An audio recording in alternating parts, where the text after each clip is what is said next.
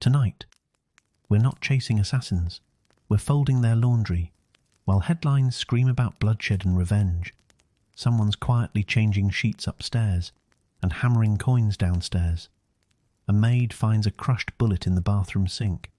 A coin maker stares at molten brass and wonders if the next token he presses will buy peace, or just another broken chandelier. They're not heroes, they're not killers, but the world still runs because they show up. At night, quietly, without asking questions. So if you like your stories like your assassins, quiet, stylish and oddly polite, consider subscribing. No coins required. Dim the lights, maybe make some tea. Let's follow the quiet ones. The elevator makes no sound when it stops. Room 1208 waits in silence, its door ajar. A sliver of warm yellow light spills into the hallway, like the last breath of a conversation that ended hours ago. A cart rolls to a stop just outside. It's late. Maybe 2 a.m. The kind of late where even New York begins to blink slower. The kind of late where the Continental Hotel starts to feel more like a museum than a battleground. And in this silence, Marta begins her work. She doesn't knock. She never knocks. That's one of the rules. She steps into the room and lets the door swing shut behind her, sealing her away from the world once again. The air is heavy with cologne, gun oil, and that strange cold scent that lingers after adrenaline. She opens the curtains just a little, enough to let the city's ghostly glow pour across the bed. There's a tie on the lamp, an empty champagne glass on the windowsill, a bullet casing by the minibar. No blood tonight. That's good. She's already changed 3 sets of sheets soaked in it. She moves methodically, pillows fluffed, sheets smoothed, minibar restocked. It's a dance, not rushed, not hesitant. A rhythm she's practiced 1,000 times, a silence she's long since made peace with. She finds a jacket tossed on the chair. Black, tailored, expensive, a small tear in the sleeve, probably from a fight, maybe from a farewell. She pauses for a moment, fingers brushing over the fabric. There's something tucked in the inner pocket, a coin, heavy, gold, warm from the jacket's heat. She turns it over in her hand. The emblem gleams dimly in the lamp's light. She doesn't smile, but something shifts behind her eyes. Not surprise, recognition, respect. She places the coin gently on the desk, not next to the TV remote, never next to the remote. Coins belong on their own, like little altars to some quiet, violent god. The bathroom holds more clues. A crack in the mirror, a cufflink dropped in the sink, water still puddled around the drain. She wipes it all away without a word, without a thought. Every motion says, I was never here. The trash can holds a torn photograph. A woman's face is ripped down the middle. Marta doesn't look closely. She never does. She changes the towels, adjusts the lighting, closes the minibar. And before she leaves, she looks once more around the room, not with judgment, not with curiosity, just observation, a final breath. She picks up the cart and moves on. Room 1209 next. Another silence to clean. Beneath the city, where no GPS signal dares to reach, the air hums with quiet heat. The foundry doesn't sleep. It exhales softly through metal grates in the sidewalk, sending faint waves of warmth to the feet of those who never look down. A single light burns above the door. Inside, the walls sweat. The old bricks hold the heat of 100 years. Copper dust clings to everything, including the lungs. It's not a place for conversation. Only rhythm. Clang. Clang. Snap. Press. Alonso sits at the press, sleeves rolled up, fingertips dark with soot and oil. He doesn't wear gloves. He never has. You lose too much feeling that way. And for this work, feeling matters. He's not printing money, not quite. These coins don't buy bread or cab rides, they buy silence, loyalty, a favour delayed. Each one begins as a blank, a raw disc, smooth and dumb. But under the press it gains memory, weight, purpose. The die comes down with a sigh and leaves behind its mark. The emblem of the Continental. Cold, elegant, absolute. He stacks the coin on a velvet cloth, never clinks them together. These coins don't jingle like pocket change. They wait like promises. Alonso learned this craft from a man who had no name, just a limp and hands made of wire. He remembers that man's voice. The coin must feel like consequence. Otherwise it's just metal. Tonight the order is small, 7 coins, all for the same name, a name he doesn't say aloud, though he mouths it once, slowly, not to remember, to respect. He dips the final coin in water to cool. Steam rises. The hiss is almost a whisper, done. He wraps the coins in black cloth, folds the corners, and places the bundle in a wooden box. The box has no lock. Trust is the lock. He sets it beside the door. Tomorrow someone will pick it up. Maybe a driver, maybe a concierge, maybe no one he'll ever meet. He won't ask. He never does. Instead, he leans back, stretches his fingers, and lights a cigarette with the kind of slowness only metal workers and monks truly understand. Outside, dawn hasn't arrived, but the streetlights flicker like they know it's coming. Inside, the press cools, the furnace hums, and Alonso waits. Not for thanks, not for glory, only for the next order. 3:42 a.m. New York streets are no longer empty, just quieter. Taxis drift like yellow ghosts. Steam curls from manholes. Somewhere in the distance a dog barks at something no one else sees. And in a quiet alley, behind a noodle shop that's been closed since midnight, 2 people stand exactly 3 feet apart. They don't speak. She wears a concierge uniform, pressed, immaculate. The kind of outfit that says, "I know where the bodies are buried, and I scheduled the burial."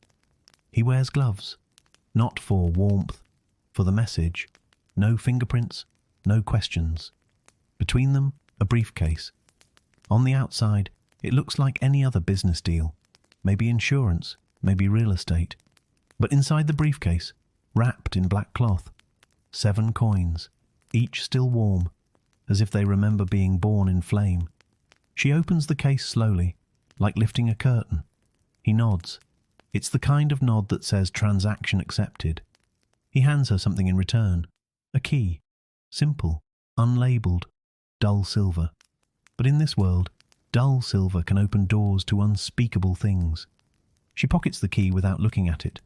Trust is implied, or faked, or simply irrelevant. Their eyes meet for a half-second, not long enough to be connection, just long enough to register existence. Then the case closes with a click. No handshakes, no signatures. This isn't a contract, it's a current. And the current flows on. She walks away first, heels silent on the wet pavement.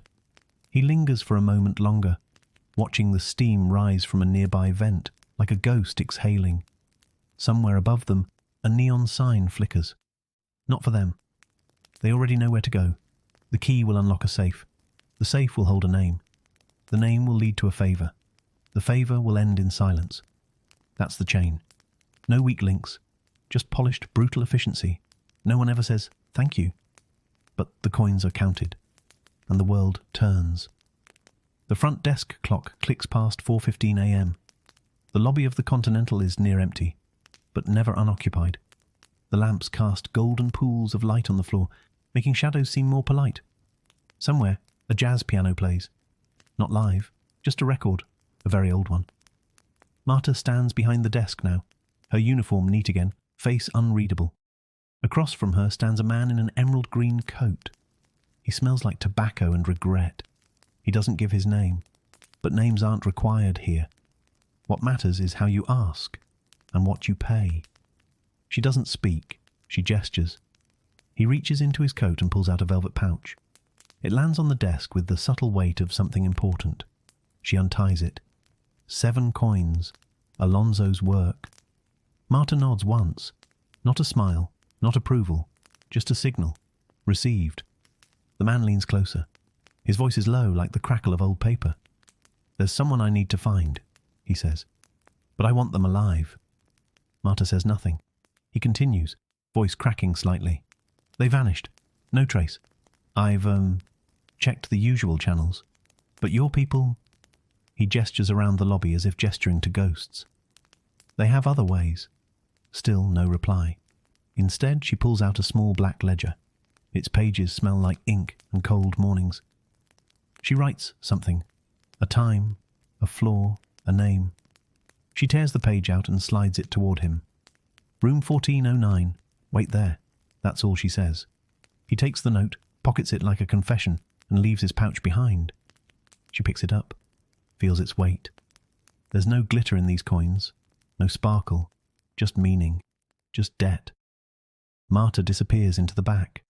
Moments later, a different door opens. Not one in the lobby. One that isn't visible until it's needed. A man in grey steps out, clean-shaven, no smile. He takes the pouch without a word, nods, leaves. The request has been accepted. It has entered the system. It will be remembered, but not recorded. Because this place does not forget. It simply does not remind you. The laundry cart squeaks again. That same high-pitched wheel. Always the same sound. Only this time, something's different. Anna pushes it slowly down the hall, her rhythm careful, shoulders hunched forward, not out of fatigue but calculation. She passes polished door after polished door. Behind each one, a story, a secret, a target. She's not supposed to notice any of it. But she does. Every day. And now there's something inside the cart that shouldn't be there. Not towels, not sheets, not soap. Something heavy, too quiet, wrapped in linens, a small black case, no tag, no dust. It wasn't there this morning. She stops near the end of the corridor. Room 711. The door is closed but not fully latched. Anna breathes in, then does something she's never done before. She knocks, a pause, then a voice, clipped, masculine, irritated. Yes? She doesn't open the door. She speaks softly. There's an item in my cart. Doesn't belong. Silence. Then the door opens a crack. A single eye looks out, watches her, weighs her. Then the door closes. She hears the latch click. Moments later the case is gone. She didn't see it taken, but she feels its absence. And in its place, something strange. A coin, left where the cart once stood. Brass, cold, unmarked. She stares at it, unsure if it's a tip, a warning or a test. Anna does not pick it up. Not right away. Downstairs she moves like always, folding towels, stacking toiletries, smiling when needed. But her thoughts are on that coin, on the man behind the door, and on something else. A name she heard once, years ago, whispered behind the staff locker room. The Hollow. They said it was real. A hotel within the hotel. No signs, no front desk, no rooms on any map. Just corridors that only appeared when needed. And guests that didn't stay on record. She didn't believe it then. Now she isn't sure. Later, when the shift ends and the lobby goes quiet, Anna walks past the front desk. She nods at the concierge. He doesn't nod back. He never does. But tonight, he looks at her badge. Then, at her pocket, where the coin is now kept. His gaze lingers. Then he turns away, not in disinterest, in recognition. She knows what that means. The coin isn't trash. It's not a token of thanks. It's a key. But to where? Back in her shared dorm, Anna lays the coin on the table. Her roommate talks about guests, about rude check-ins, about aching feet. Anna barely hears her. She just watches the metal. No shine, no weight. But somehow it feels heavier than it looks. She turns it once, and there, in the dim dorm light, a shadow moves across the surface. A flicker of something unseen. She doesn't sleep that night, because something tells her that coin isn't done with her yet. Alonso hasn't used the elevator in 5 years. He prefers the stairs, the rhythm, the creak, the memory of motion. But tonight, the stairs feel longer, not heavier, just slower, like the walls are breathing behind him. He carries no weapon, no ledger, only a folded piece of paper in his breast pocket. One word written on it. Settled. It's not what most imagine. There are no vaults, no glowing screens, just rows of wooden drawers, labelled not by name but by tone. Tone of voice, tone of action, tone of silence. The ledgers are sorted by what wasn't said. A man sits at the far end, grey suit, no face visible, just gloved hands. Down below, past the linen tunnels and forgotten break rooms, there's a door that doesn't belong. Iron, unpainted, old but untouched by rust. Alonso knocks once, then waits. A metal slit slides open. No greeting, just a single breath. And then the door unlocks. He steps into the room no guest ever sees. The room that holds every coin, every contract, every debt. The ledger room. Flipping through a folder. He does not look up. "You're early," the man says. Alonso does not answer. He takes the folded paper from his pocket and places it on the table. The gloved hand opens it, reads, then folds it again, the other way. "You know what this means?" the man asks. Alonso nods. He knows. The room shifts, not visibly, but in feel. The lights dim slightly, though no one touches a switch. A new drawer slides open by itself. From inside, a coin, larger than usual, silver, unmarked. Alonso doesn't reach for it. Instead, he speaks. "The girl, Anna." The gloved hands stop. "There was no girl mentioned in this entry," the man replies. "There is now." A pause, a longer pause. Then the drawer slams shut, and another opens.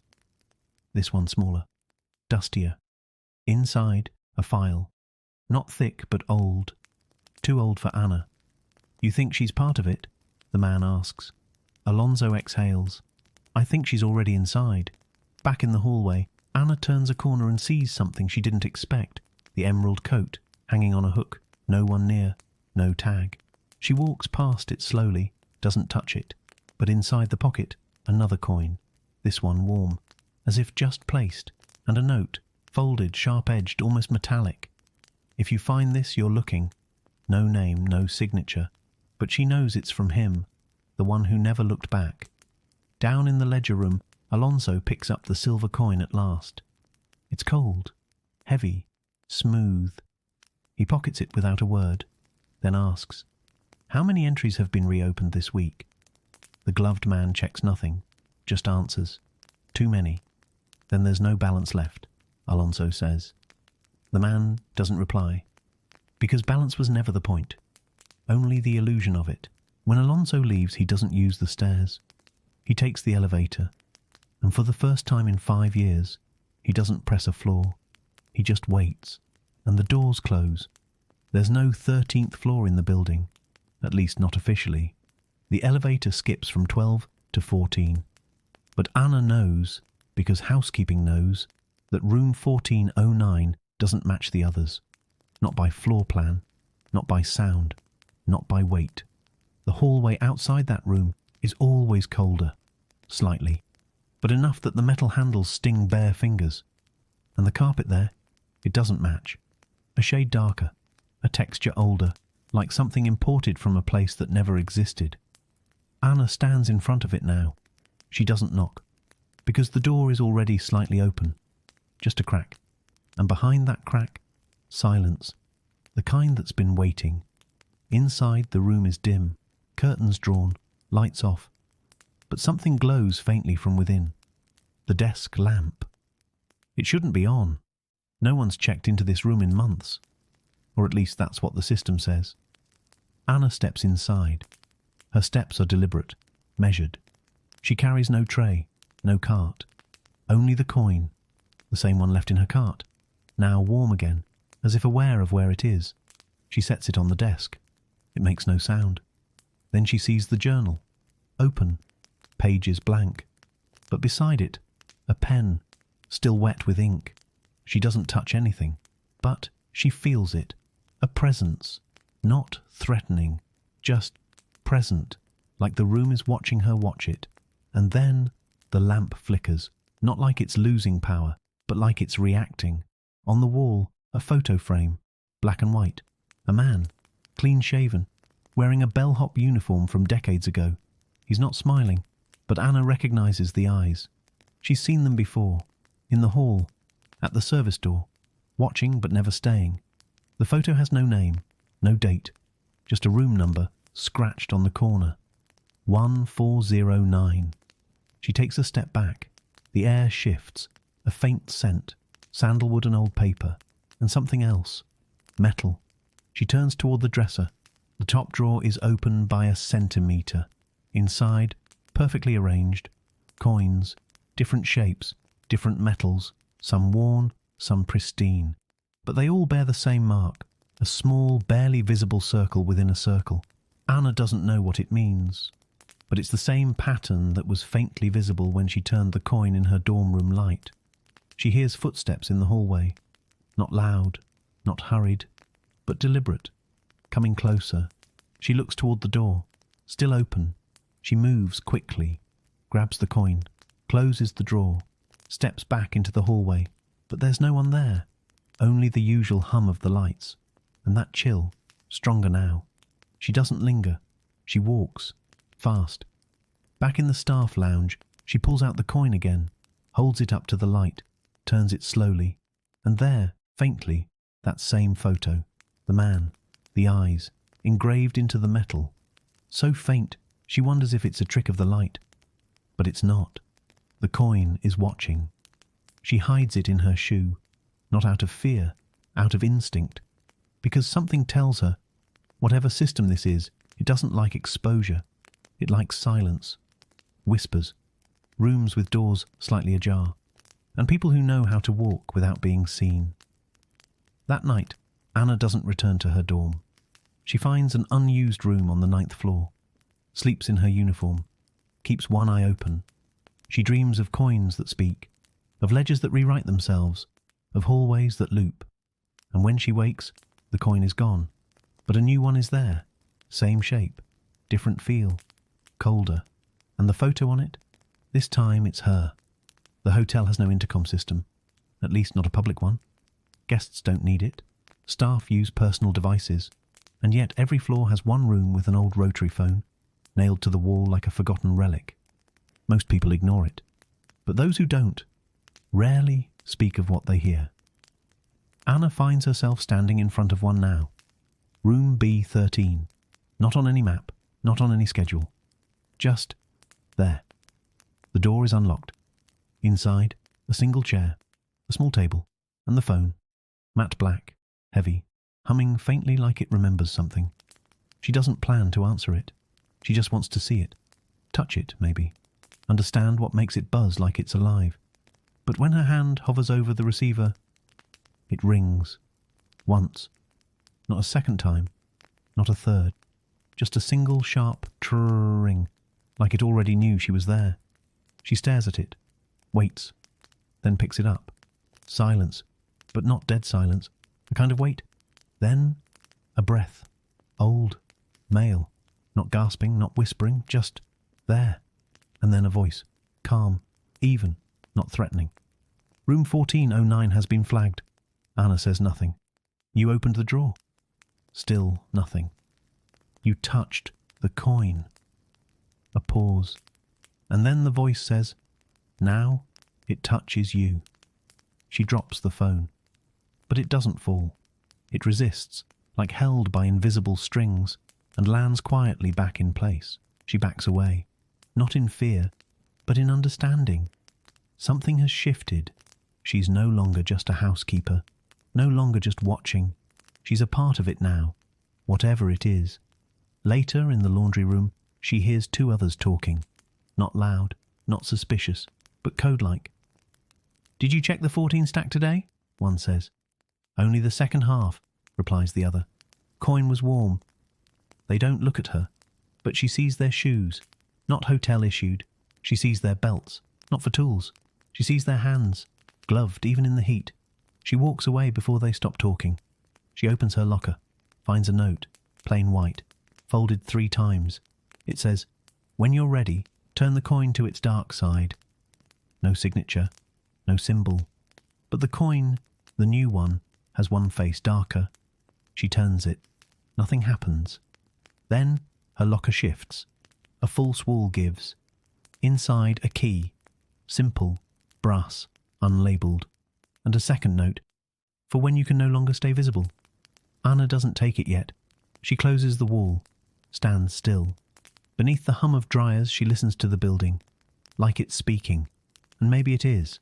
not in language, but in turns, shifts, draws, photos without names. She's not scared. She's in. Anna no longer uses the staff elevators. Not since the note. Not since room 1409. Instead, she walks, stairs, service corridors, even the dumbwaiter shafts if needed. Because somewhere between the 12th and 14th floor, there's something that doesn't officially exist. And tonight, she intends to find it. She waits until 3:07 a.m. The hotel breathes differently after 3. Lighter, less observed, and the guests are deep in sleep, or far too awake to notice anyone in a housekeeper's uniform creeping through the gaps in the floor plan. She ascends, carefully, step by step. And as she moves between 12 and 14, she stops, because the stairs feel longer, the turns feel off, like she's still climbing, but the floor number hasn't changed. Then she sees it, a seam, barely noticeable, where the wallpaper pattern doesn't match, where the banister dips. She knocks once, nothing. She knocks twice, softer. A section of wall clicks, slides, revealing a narrow passage lit by a single line of light in the ceiling. No door, no room number, just space that shouldn't be there. She steps in. The door slides shut behind her. No sound, only the low hum of old tech, analog, wires, dials, brass and glass. It looks like a records room, but not digital. Files, drawers, shelves of black folders with no labels. But Anna sees something. Coins, hundreds of them, mounted, archived, each with a name and date. She reads, R. Lemaire, 1956, concierge, flagged, exit protocol, failed. E. Duran, 1983, laundry, exempted, coin returned. M. Vaughan, 2001, guest, unauthorized entry, silenced. She keeps walking. Somewhere, a radio is playing jazz, crackling softly. A slow trumpet, like it's playing to ghosts. And then, a desk, not empty. A man sits behind it, clean suit, grey tie, head shaved, eyes tired but alert. He doesn't look up, just gestures. She sits. He slides over a folder. Inside, her, photo, date of hire, coin record, even her performance review. No signature, just stamped. Transition in progress. He speaks softly. You found it faster than most. Anna says nothing, which means you're ready for the second coin. He opens a drawer, takes out a new one, slightly smaller, silver, thin, no markings, yet. This is not for payment, he says. It's for passage.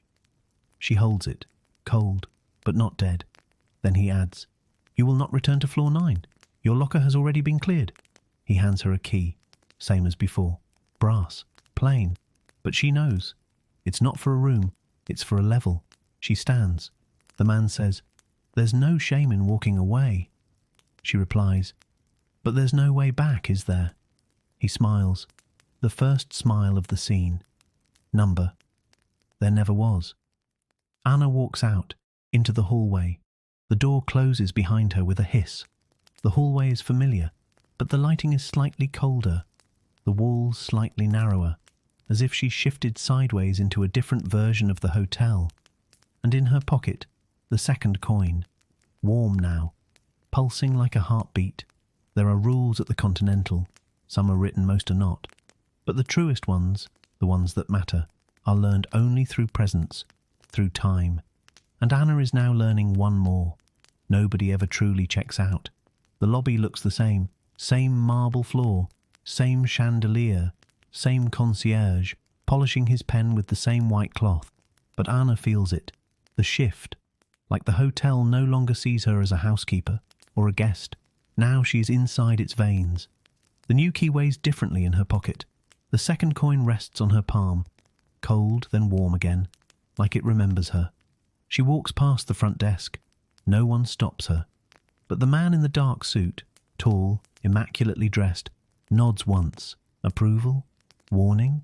Does it matter? Anna nods back. She does not need directions. She knows where to go now. She takes the elevator, but not to any numbered floor.